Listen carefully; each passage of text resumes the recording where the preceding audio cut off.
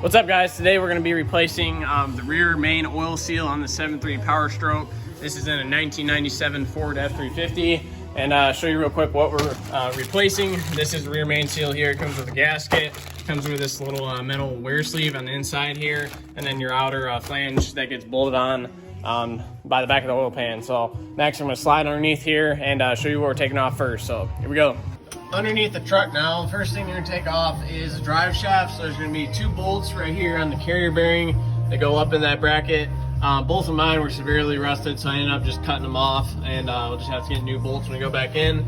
So you're going to take those two out, that'll drop down, and then the drive shaft just slides out the back, and you're going to lay it over to the side over there somewhere.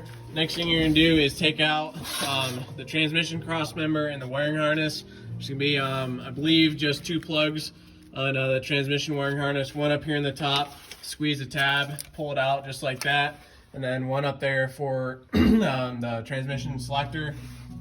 Next thing you're gonna do, you wanna have a jack under the back of the transmission to hold it when we take the cross member out. Take off those two nuts right there, and then there's gonna be a total of 5 bolts and nuts on each side over here that 2 of them you're gonna have to loosen, the other 3 you're gonna take out. So the bottom 2 here and that one, you're gonna take those 3 out, and then I'll show you on this side, it's easier to see. So you have your bottom 2 here, and then that one there, these 3 come out, and then these 2 up here, you just have to loosen enough to where you can pry this top piece on the K member here. You can pry this top piece up enough that this will slide straight out the back. So you don't have to take these all the way out. You can if you want to. We'll get this knocked out. Make sure you have your jack under the back of the transmission to hold it, and then we'll move on to the bell housing bolts, or sorry, the torque converter bolts and the shift linkage.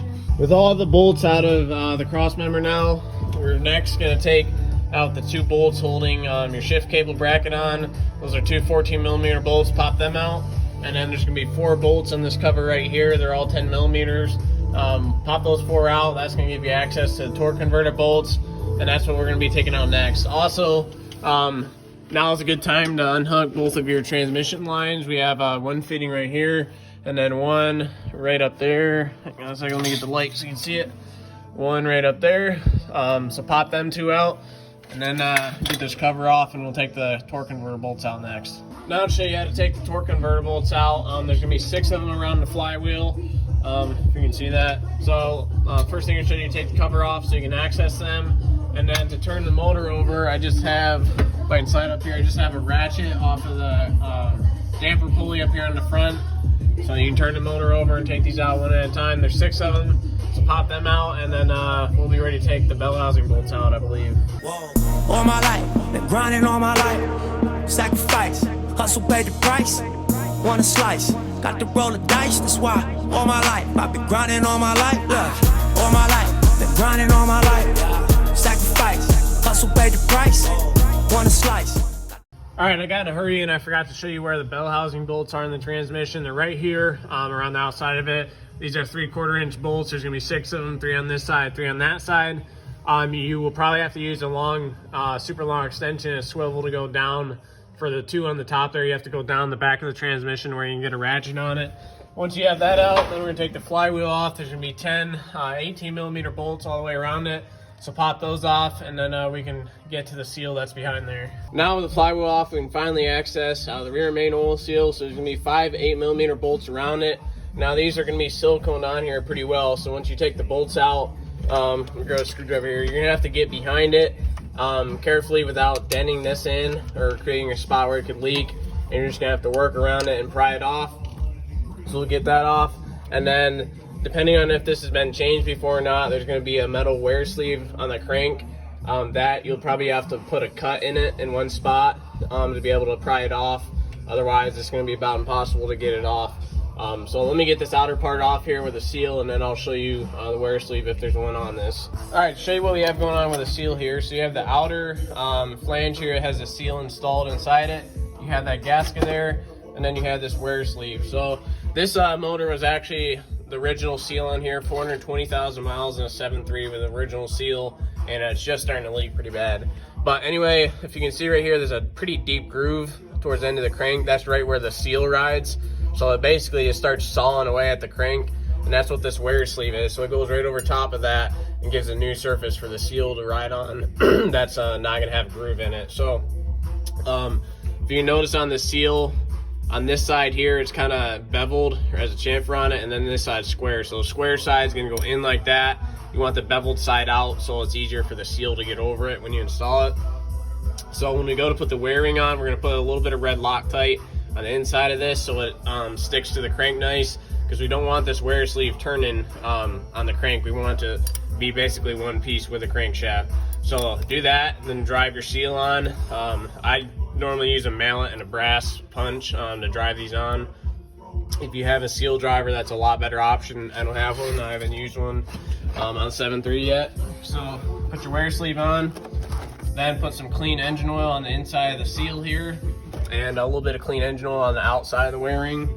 You're then going to put a gasket maker on this surface of the flange, or if you have a gasket in there, that would work too. I like to put gasket maker on the gasket also, just for double assurance. So get that all lubed up and get your gasket maker on there, and then you can set this right on there. This has dowels on it, so it can only go on one way. You don't have to worry about it being upside down or anything. There's one dowel there and one right there, so it'll only go on one way. So we'll get that on, and then we can start putting this thing back together. All right, first thing we're gonna do here, get some brake cleaner and clean the inside of the wear ring. Just make sure there's no oil or anything on it from the packaging. Make sure it sticks on there good. Get in there. Then we're gonna take some of this red Loctite right here and lost the cap. We'll put just a little bit on the inside of the wear ring. Work it all the way around it. Try not to get any on the outer edge here. We don't want that. At least wipe it off later if you spill some.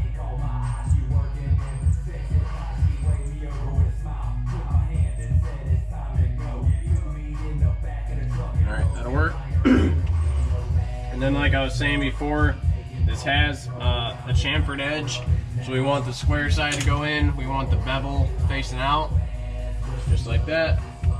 Grab a mallet. You don't want a regular hammer because you can damage this wear ring. Just work it around. Sometimes these are a real pain in the butt to get started. This one's actually going right on, which is nice.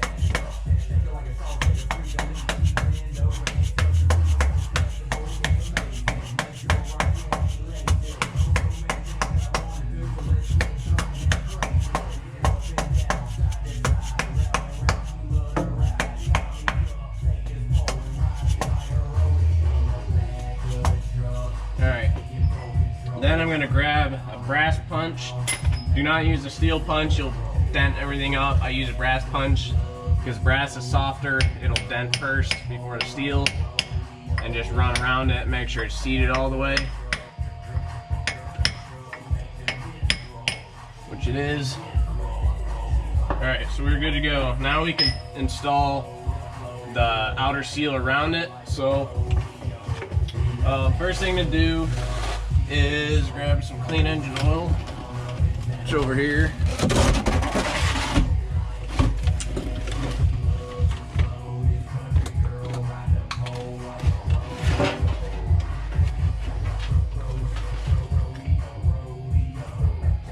Get some on your finger, and then you want to lube up the outside of this wear ring really well.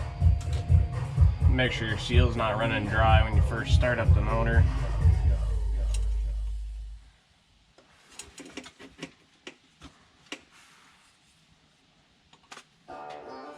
That'll work there. We're also going to need to put some on the seal itself before it goes on. We'll get to that in a second. Wipe all the excess oil back off.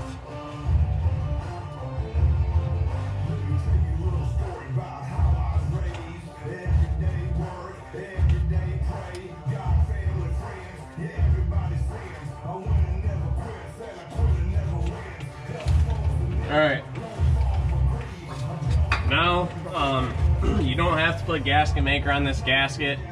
I do. It's just double assurance that you're not going to have a leak or anything. So get that upside down. So I'm gonna put gasket maker on both sides of this. On one side of the gasket and then on the back of the seal flange. I like black RTV, that's what I use most of the time. Dries quick. Alright, we have the outer flange and the seal ready, so I have gasket maker on the back side of it, and then I have the inside that the seal rides on, all oiled up nice with a clean 1540 engine oil. So now we can install this bad boy. You just have to work it around the wearing, make sure it seats on there. There we go.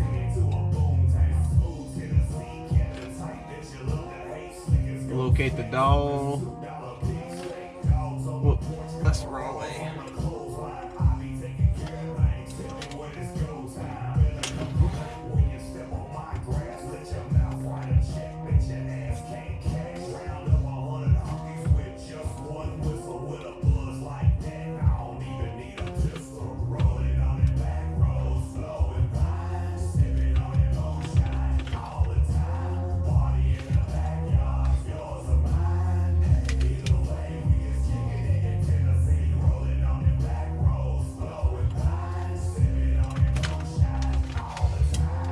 Quite wanting to go on there.